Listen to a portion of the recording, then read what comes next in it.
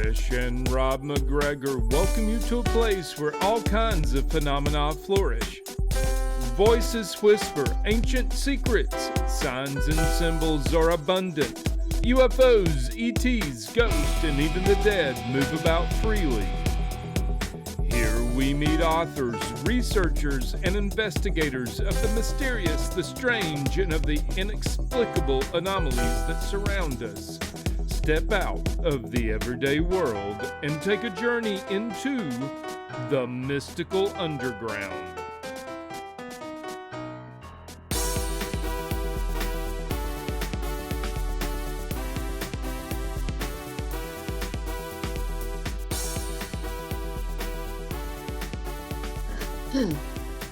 And if you're ready, we can begin in 3, 2, 1.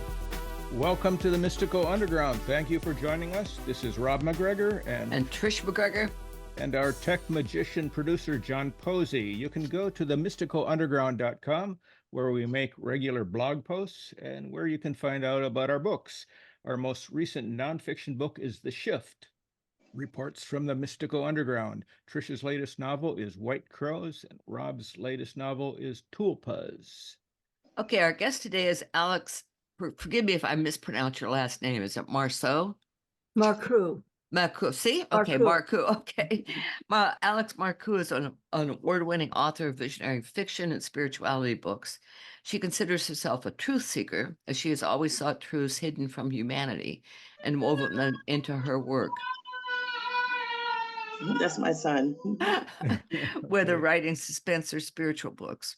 Since 2011, she's been on a journey learning about the sacred mysteries and magic of autism and its relationship to humanity's spiritual evolution.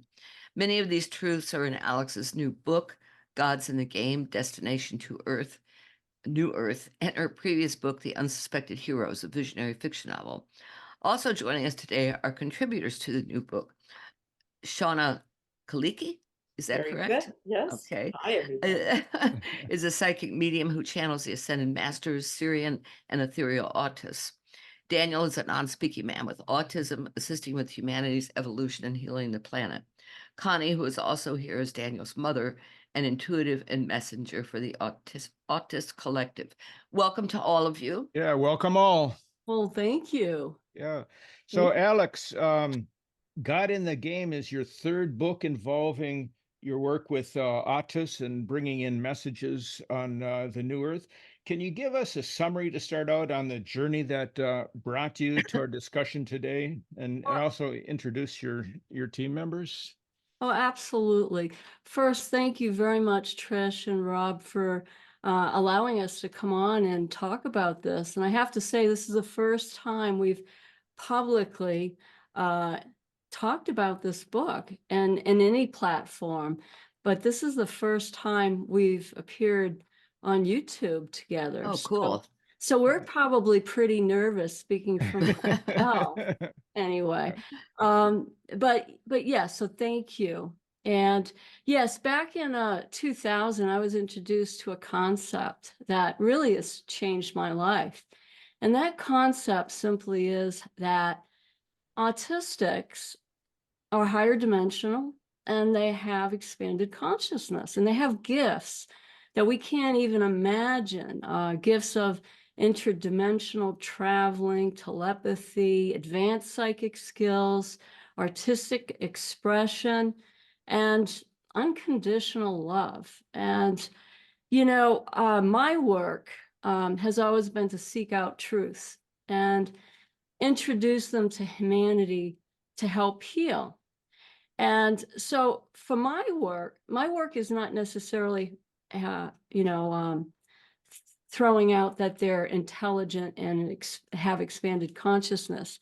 I honor that.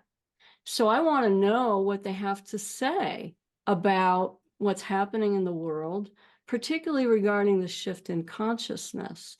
And so that's what I do. But, you know, the other thing is that I don't limit it to just the autistics, which may be perceived as all-dimensional beings. I also include messages from the Ascended Master, Mother Mary, the 12th dimensional Mother Mary, as well as the 16th dimensional collective called Cerian.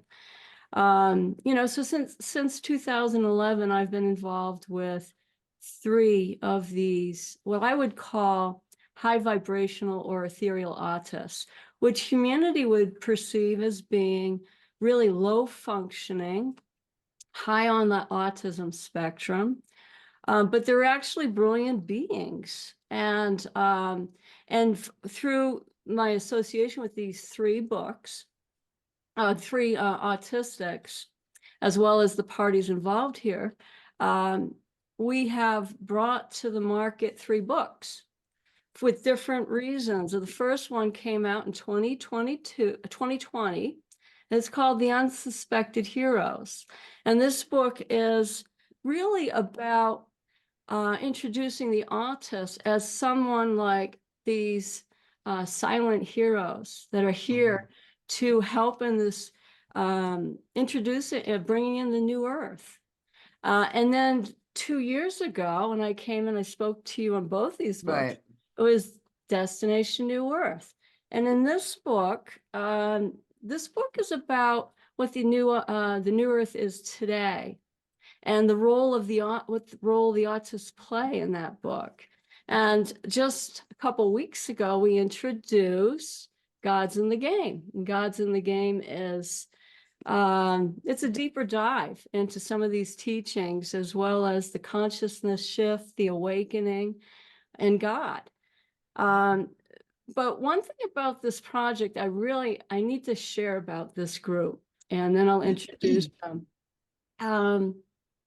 This is really a collaborative effort, and I can say that the intentions from all parties is we're very interested in revealing as close to truth as possible about what's happening in the world today, involving this shift. And let me just introduce a few of the people. There's 3 other people involved in all of these projects. One of them is not here. We don't see him, and that's Daniel. And Daniel is what I call that ethereal autist. And Daniel communicates. He's not verbal. So he communicates through facilitated communication, which is a supported typing process, as well as telepathy, as well as psychically, and as well as through channeling, people that can channel him. And he also is a monitor of our work. And when I say that is, we take this work seriously, and we realize when you're working with channeled work or psychic communications, we can have interference. There can be tricksters, and he's a monitor, and he ensures that who we're speaking to is really who we're speaking to. And when things need to be clarified, he's the first one there to clarify it. Got a black kitty there. Oh, it's George here. That's George. Sorry. He's also your monitor. Came down the steps. In many ways. And then of course there's Connie, and Connie is Daniel's mother. And Connie, on one level, in the physical level, she is my access to Daniel, because I don't have the gifts of being able to channel Daniel. And so, but Connie serves so many hats on these projects. She helps me create questions for the channeling sessions. She transcribes many of the sessions. She is also an intuitive. So if things come through and they don't resonate, she gets to go to her son and say, "Hey, what's going on here?" And she gets to clarify them. This project would not be, we would not be able to have this project without Connie, and we wouldn't have it without Shauna. Shauna came into this work in 2016, and our projects went from crawling to turbo boost almost overnight because she has the ability to psychically communicate with all the autistics. Huh. And also channel, as I mentioned, Cerian the Collective, Mother Mary, as well as Daniel. And so when she came in, yeah, things just took off. And then me, I call myself the rude mechanic. I actually am the one, I do the writing. I put things through my set of filters for truth, always trying to reveal the truth, and try to put it in a way, put the information in a way that humanity can indeed comprehend.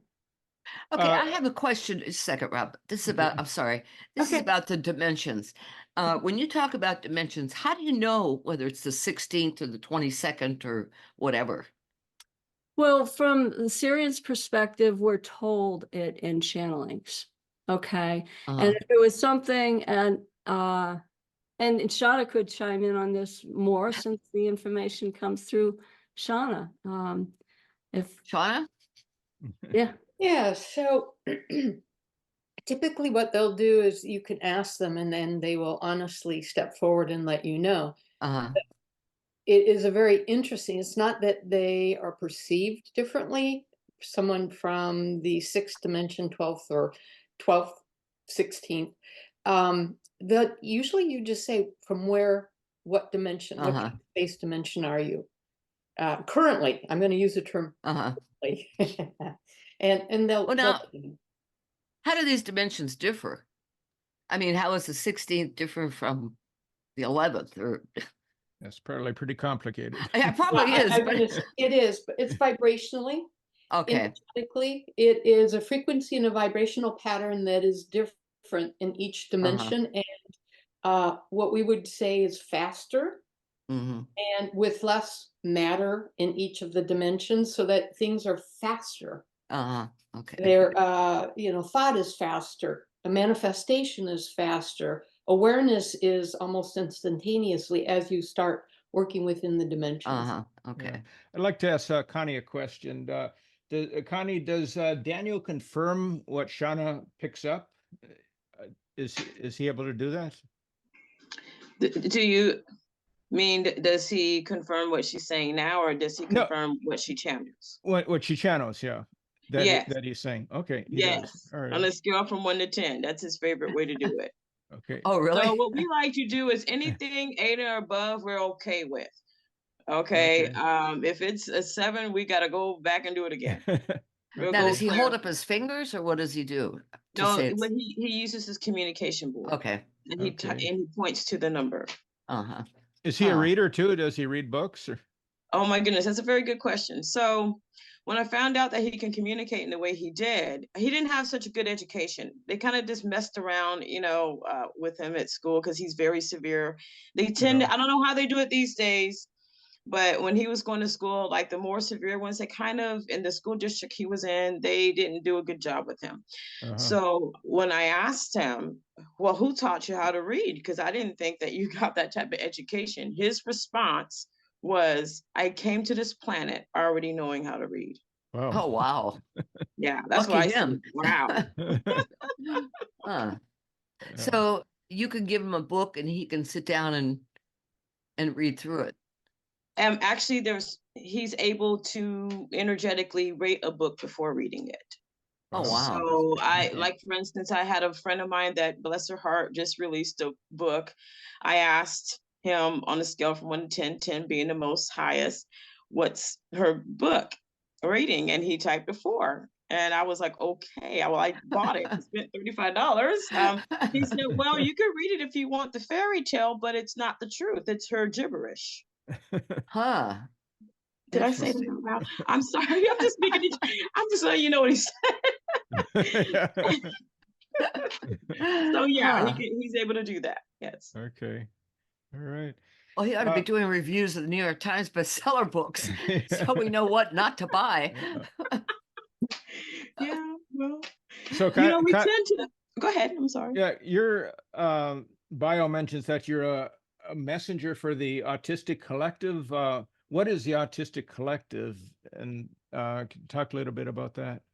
Well, it's like Alex mentioned, they are big time silent heroes. They're extraordinary beings. Most are not the ones that are doing this, what I call the meat and potato work on the planet. They're mostly non-speaking. So a lot of times people would consider them severe. They do this work with no sinister agenda.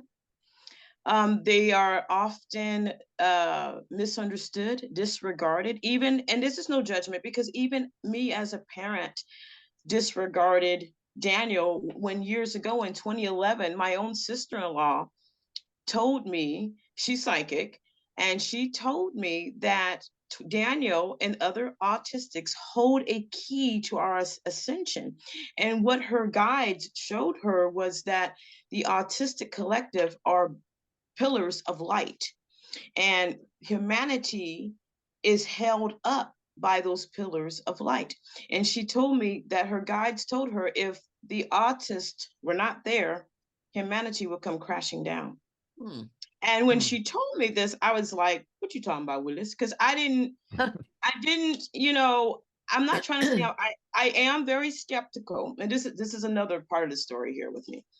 But I didn't understand, how is it that she's telling me this when he's nonverbal, he's what people would consider very severe. How is he doing anything?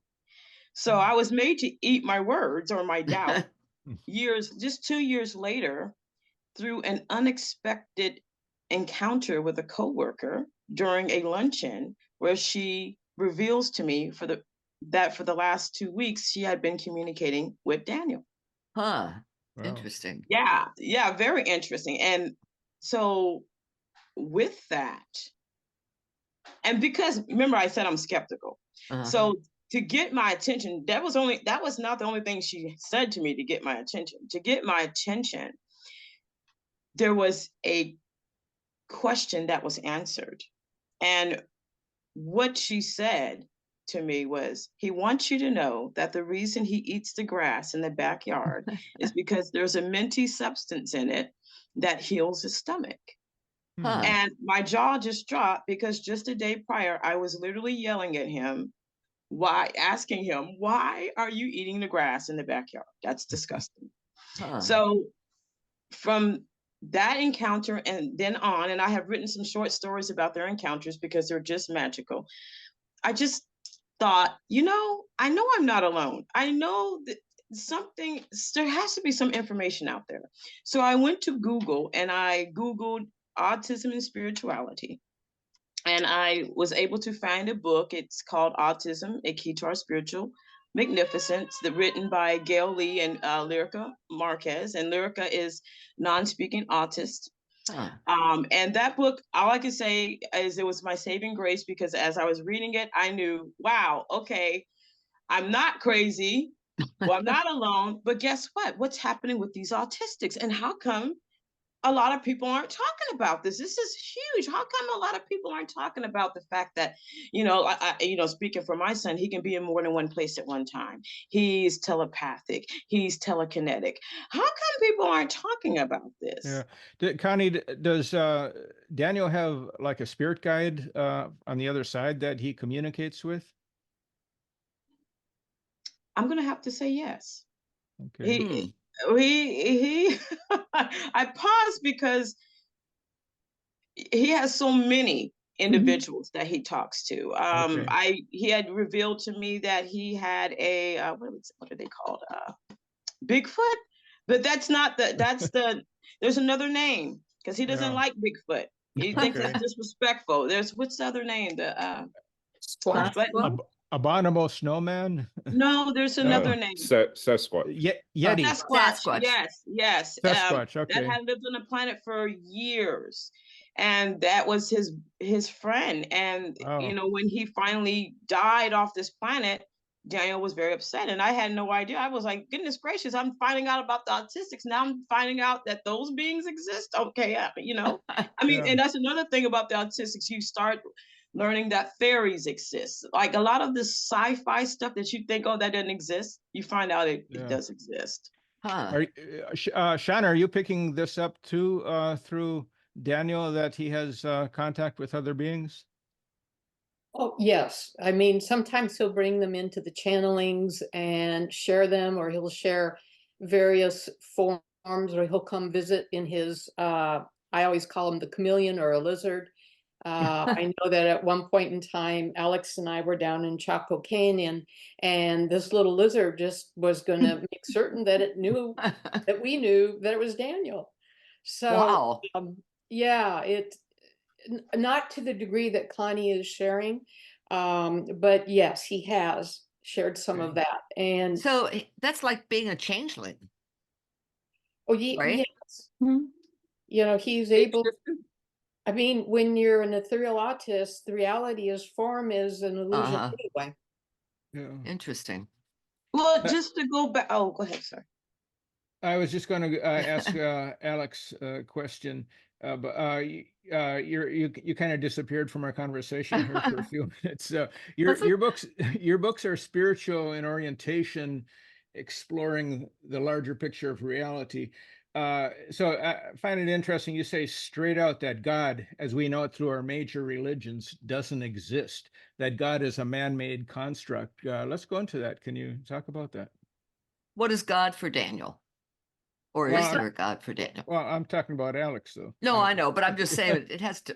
It's all Sure. connected. Yeah, right. Yeah. Sure, no worries. You wanted to ask me, or did you want to ask Shauna, since she is You. the Let's start with Okay. you. okay, so so the question on God as a man-made construct, essentially, we can't define what God is, what really God is now. So what Cerian does is says that God is, we made it up.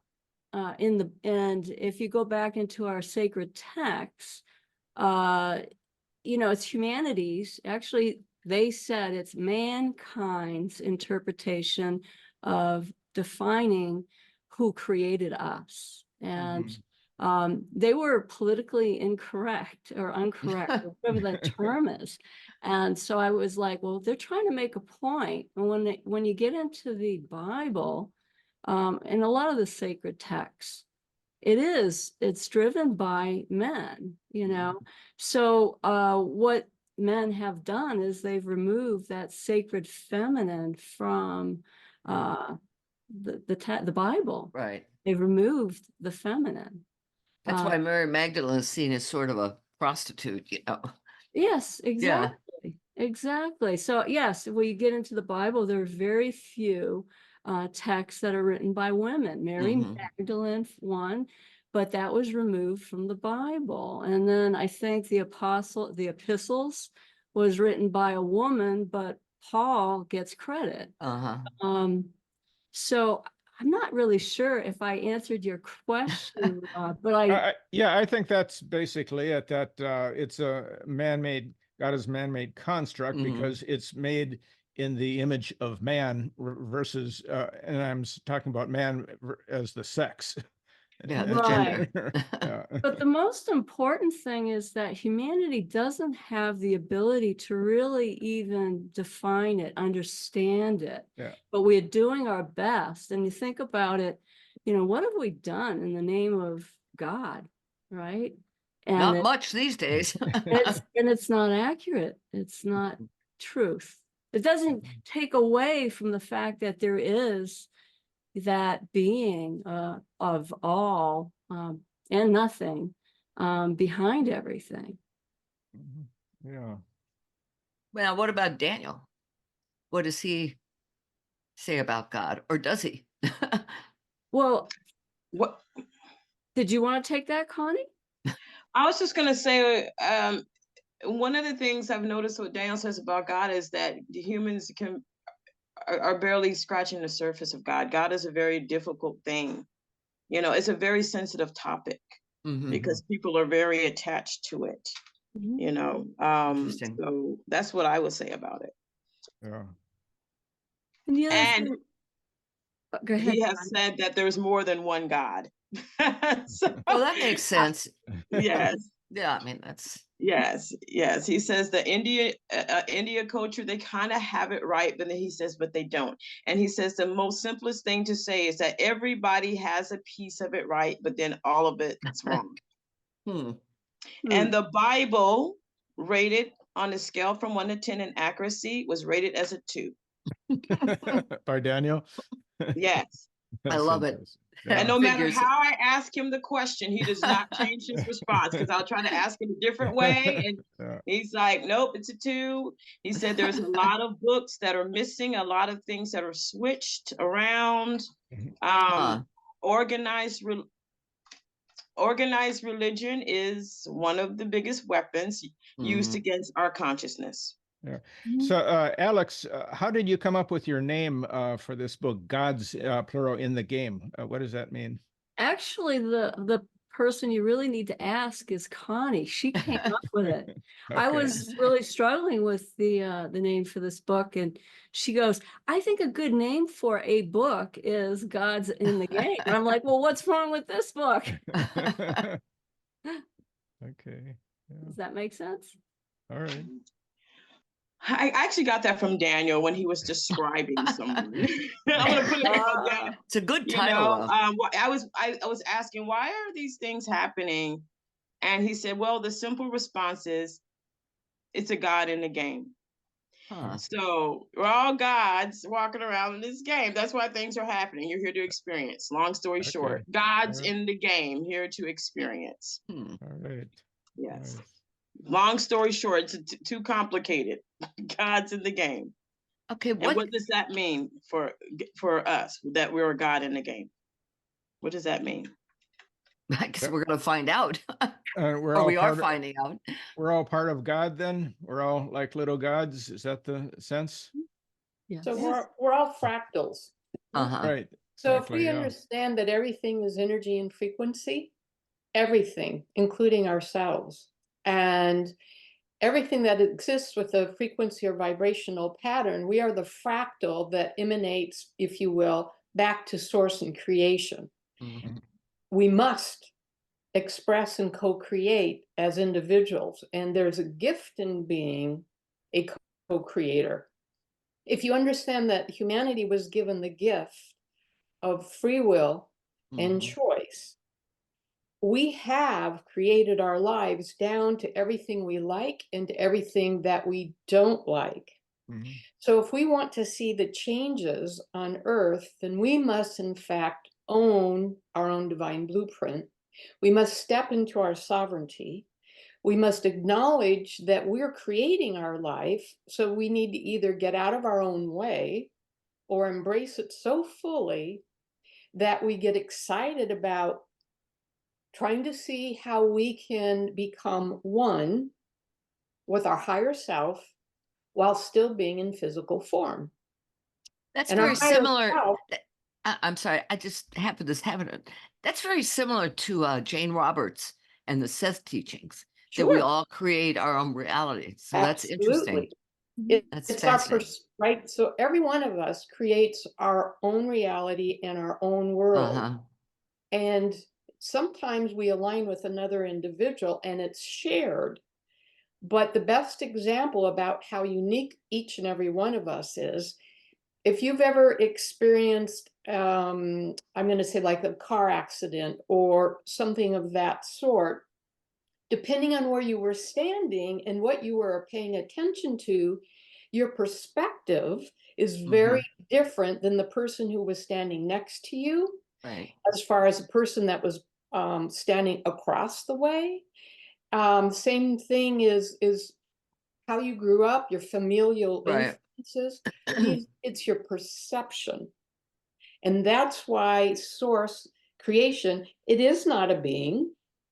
It is not a man. If it were going to be anything, it would have been a woman, but it's energy, and it is energy that must go out and is given the impetus behind those vibrational qualities to create, and then to come back and to share with its origins. And so God is constantly growing and changing as well. Mm-hmm. So how can any of us say we know what God is? We're only a small portion of it. Now, Shauna, you mentioned free will, and in the book, there's a lot about the divine blueprint as well. Can you share that and how that is different from free will and how it all fits together? Sure. So I'll briefly do that and then I'll throw it over to Alex. But the divine blueprint is every single one of us has a unique frequency or vibrational pattern. And when we are in alignment, so when we're calm, when we're happy, when we're relaxed, we tend to get closer to our vibrational pattern inherently. The divine blueprint is what we wrote for ourselves prior to incarnating. And it is the realization that we are both human and spiritual or cosmic from the galaxy, the seeds, if you will. And we try to achieve the highest state we can while being embodied in physical form. Now, there's a whole lot more that we can say, and I'm going to let Alex pick it up from there. I have a question. Yes. In that divine blueprint that we write for ourselves, do we also write in the day of our death? Absolutely. In other words, we do choose that. Yes. Okay, that's interesting. But what I would say is we go, oh my goodness, death. But we currently are only living one half of the cycle. We have to die to spirit to be born in matter or physicality. And if we want to truly remember, we must let go of the matter and become more aware of spirit or essence. Because we forgot the essence and spirit and matter. And now we're trying to remember or put ourselves back together again. So death, we don't die. We never die. Humanity, we don't. We're forever. So if we're forever, let's play all the roles and let's have fun. Okay, So, here's another question. Wait, I have another question. Oh, another question. My sister died suddenly last June. Yes. And 2 weeks later, her son's wife found out she was pregnant. Could a soul reincarnate that quickly? Do you think? They can, if in fact that was, it has to be a lot of collaboration. So one, yes, they can. There would be, their oversouls would be working together from a higher perspective. They would have already had a contract that says, look, I'm going to come in, I'm going to live this life, I'm going to leave quickly, but we have more work to do, and I'm going to come back, and I'm going to come in physicality as your child. Are you okay? But sure, why not? Come on in, or they could go, heck no, right? Because it's free will for all. Right. Well, this time she's a guy. So they had a son. Yes. So, I said that would be something she'd do, Yeah. But remember that spirit source is not male or female. Right. It is both. It is both. Interesting. So, Alex, can you talk a little bit about the divine blueprint? Oh, sure. Let me just try to add a little different perspective from what Shauna was saying. Yeah. So yes, it, like as what Shauna said, it's a plan about who we are destined to be while we are here, and we created it before we came in. But a lot of people think of it as what we're supposed to do, our life purpose.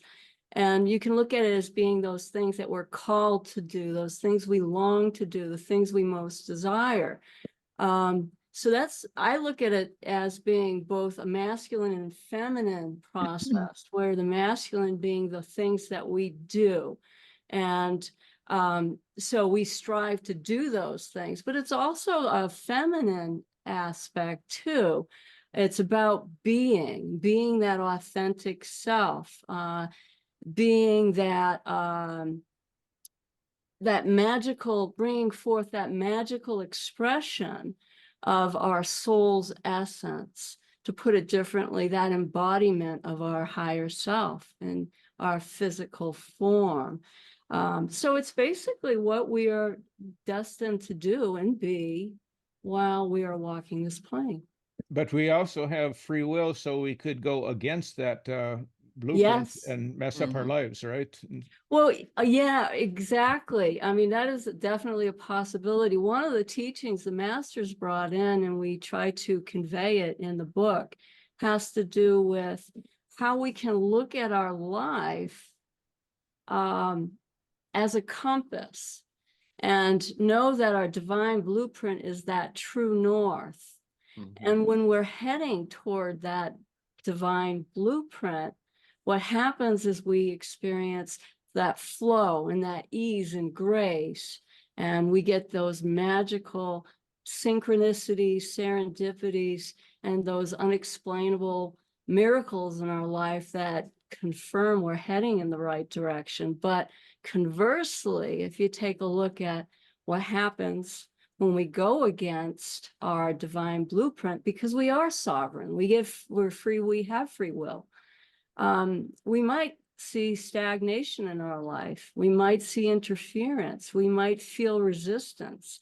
We might get hit with a cosmic 2x4, depending on what our blueprint is. Right.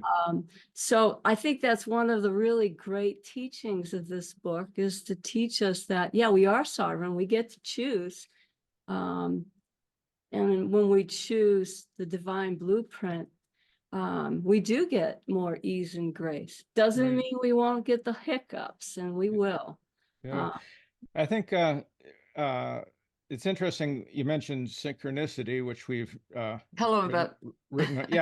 a lot about. So I was the other night I was reading your book, and the next morning I took a bike ride, and I went to the and when I finished, I was in the parking lot putting my bike back on the rack, and I looked over, and there's a van over there, and on the side of the van it says Palm Beach Autistic Club, which was kind of interesting synchronicity. And then last night I was reading your book again, and I took a break, and so some news feed came up, nothing I was searching for, it popped right up, and it was about it was an article in the Guardian about the one I sent you, Alex. ADHD and autism being connected, that there's so much more awareness, or so much more people that are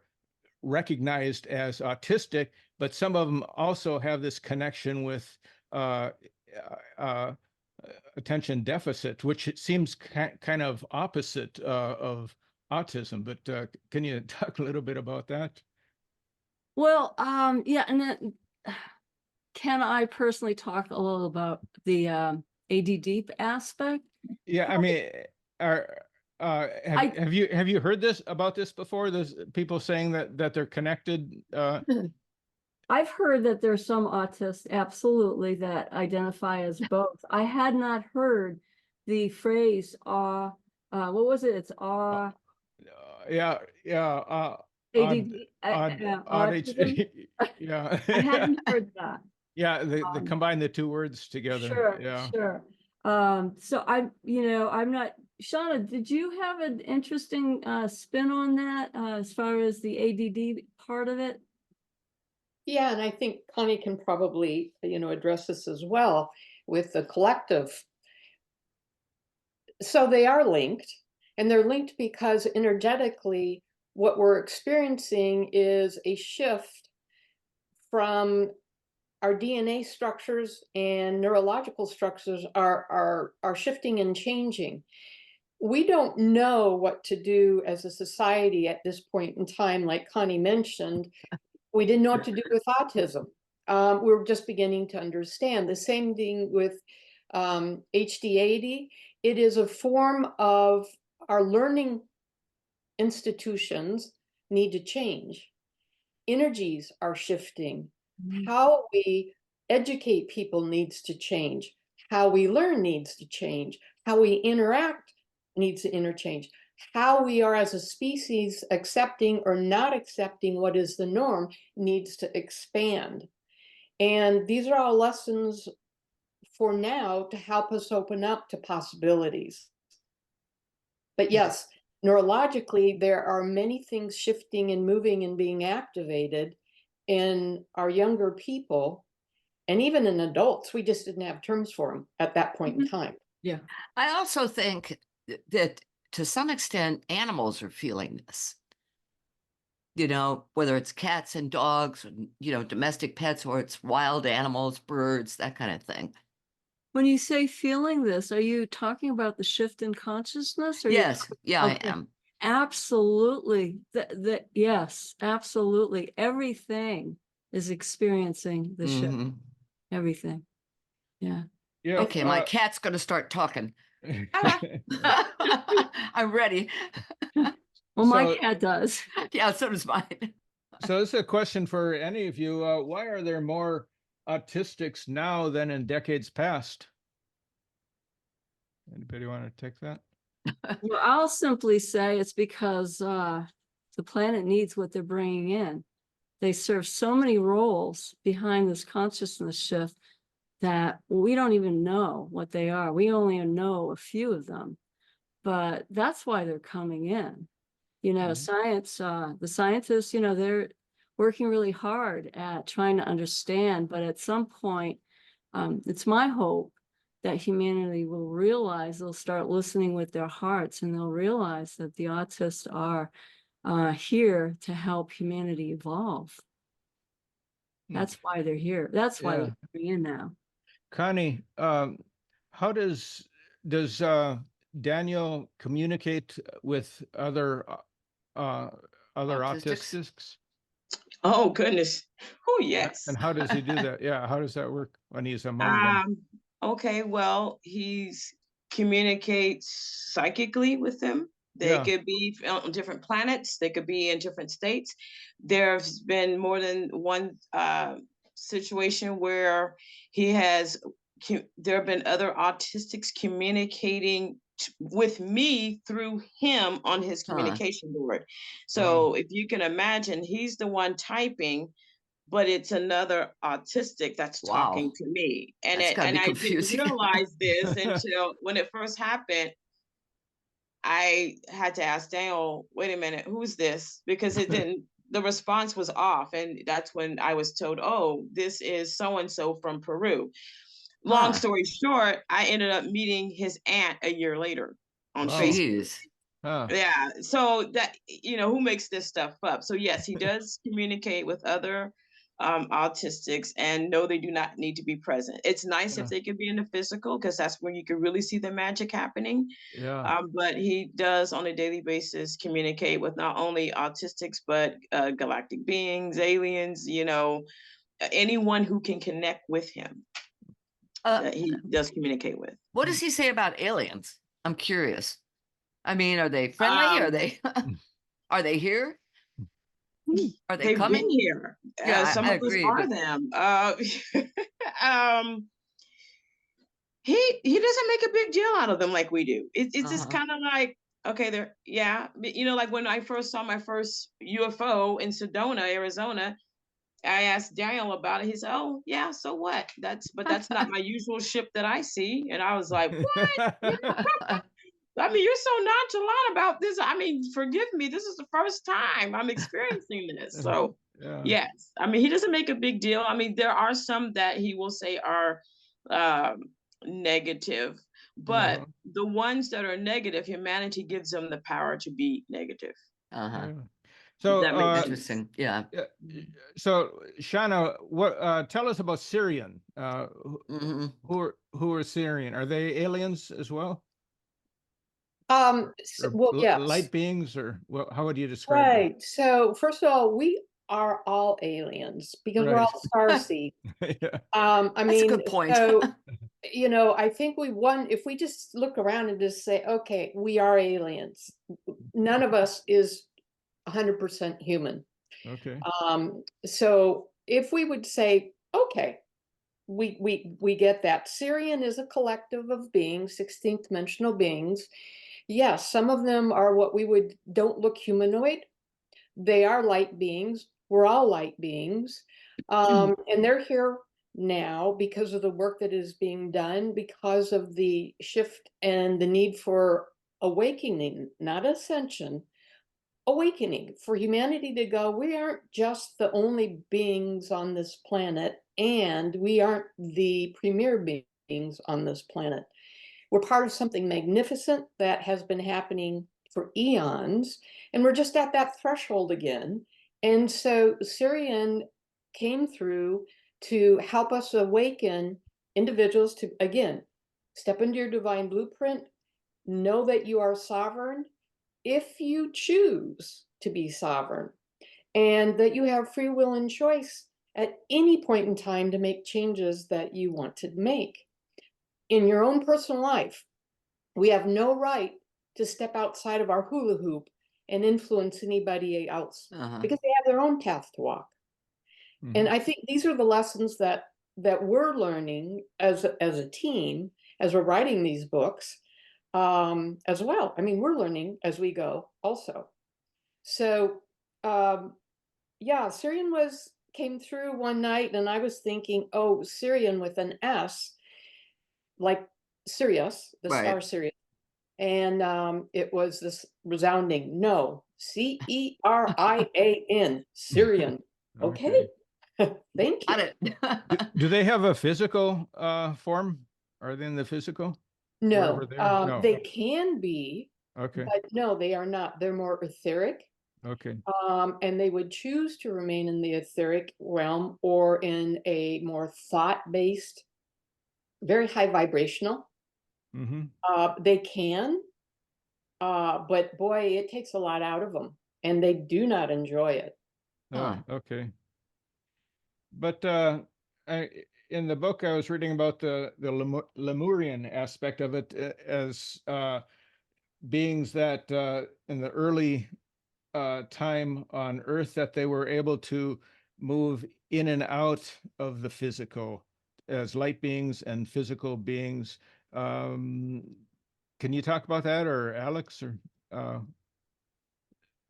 about the and the what's the influence today of the Lemurians? I guess my question. Yeah. Well, yes, the Lemurians were on this planet the first, if you will, expression of source in the physical. Mm-hmm. And even though they weren't necessarily in the physical at first, because it took eons and eons and eons for consciousness to come, to come down into physicality. Mm-hmm. And so the Lemurians would technically be the highest expression of form on this planet closest to source consciousness. Okay. What did that make the Atlanteans? Well, the Atlanteans were a different race. They were also very high, a higher dimensional beings. Mm-hmm.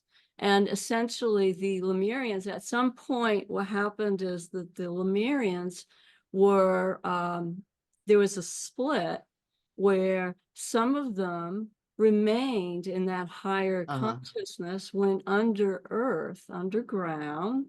Others moved into the Atlantean period and became more enmeshed in the Atlantean life, and went in and out of those dimensions with the Atlanteans. Okay. Interesting. Talk a little bit about the new Earth that's mentioned throughout the book. What exactly do you? And when's it going to be here? How do you define it, Alex? You want to tell me? Yeah.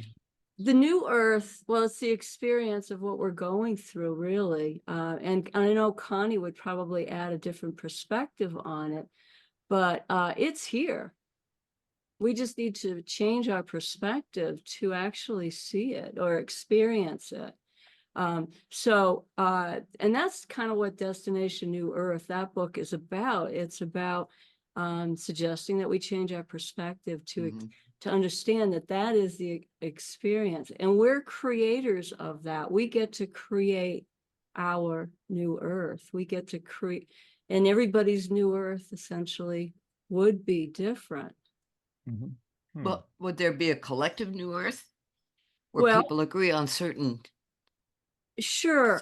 things? And again, we're trying to go through this collective shift in consciousness. Right. Okay, so if we go through that collective shift, there would be more of a collective experience of a new earth, but it's going to be depending on our frequency, and our realities will be dictated pretty much by, I believe, the frequencies that we're at, and we'll be gravitating with people of like minds. Okay. A lot of people these days, I see this a lot on Facebook and other social media spots, are talking about ascension. Now, when they talk about ascension, are they talking about rising into a higher vibrational field, or what? It depends. I think a lot of people are saying we're going through an ascension. We're really going through a shift in consciousness. That's what we're here for. We're not necessarily here to go through an ascension. However, there are groups that are working on ascension, and we're not saying that that is a bad thing. What we are saying, though, is that that's not why we're here. And if you look at it from the perspective, if you take a look at the cream of the crop on the planet, those people here that are really doing this work and they're attempting to ascend, if they ascend, they will go back to that source consciousness, which is a beautiful thing. However, that's not why we're here. And by doing that, they're removing that cream of the crop from the planet. And so they're talking about when you die, you ascend. Is that what you're saying? Well, there are people that are attempting to ascend, and they'll leave their bodies, go back to source consciousness. And yes, their life will be over on this planet, in this dimension. Of course, that experience will go back to the soul. But if they're not here, if those what's the point? Well, if they're not here, what they do is they hurt the rest of humanity. Right. You take the cream of the crop and they leave the planet, and then humanity will take a step backwards. A nosedive. Yeah, and that's not why we're here. We've made this agreement. We're going through amazing, this is an amazing time, right? Never before has humanity experienced what's happening on the planet. And what that is we're facing the possibility and probability of this collective shift in consciousness. It's never happened at this level before on this planet. But you also talk about a veil of consciousness that's, I guess it serves as a blockage to some extent. And are you saying that's what's breaking up? Is that and what is the veil of consciousness? Well, Connie, you probably would explain this better. You'd explain it differently, a little differently than I would. The veil of consciousness? Well, the veil is amnesia. And Daniel has said that it's put there by the controllers, this veil. It is a technology that keeps us sleepwalking. And keeps us, one of the aspects of it is it keeps us distracted, and it keeps us from going within and thus evolving. I want to say this, is that one of the first lessons that the Autist Collective, that Daniel and Autist Collective taught me, and they consistently teach this, is that of love and going within. And going within is not as simple as it sounds, because when you go within, you have to be honest. And going within is very huge in this process. So that's the veil. That is the veil. It is a technology to keep us asleep. Who are the controllers? Let's just say they are the ones that keep us distracted, that keep us from evolving. It's a lot. The spiritual war is mentioned in the book. And if we are so distracted looking outside of ourselves, thinking someone's going to come here to save us, That's part of the veil. Right. That's part of the veil. Let me ask Shauna a question. It sounds like it sounds like extra dimensional middle management to me. Is what it sounds like. That's a good term. That's good, John. Let me ask Shauna a related question. Do chaos and fear have a role in the shift? And is chaos, all this chaos we're going through, is that necessary for change? And how do we stay? Yeah. I love that, because I was going over that question this morning, and I thought, oh, they're going to think I'm wishy-washy. So for humanity, chaos is absolutely necessary. Why? Because when we're comfortable, there's no need to change. When the majority of people are comfortable, I'm not happy, I'm not sad, it's okay, I know it. An example would be COVID. That was the first time in a very long while that we were uncomfortable. We immediately moved collectively. into fear. Yes. Uh-huh. So collectively, we have to be in chaos, because chaos suggests that something's not working. And we know that all of our institutions, our financial institutions, our educational, our medical, we can take a look at our media. Everything right now is so bizarre. Yeah. It's crumbling. Because it is crumbling, it must crumble, because it's based on us being an industrialized nation and globally industrialized. But we're now moving into technology and artificial intelligence. It's a whole different world. So we must crumble. Energetically, it must crumble, because it no longer serves the whole, it serves the few. Is the planet going to crumble also? Pardon? Is the planet going to crumble? I mean, with climate change and all these. So it's very interesting, and I will speak to that, which is the planet also is aware and conscious.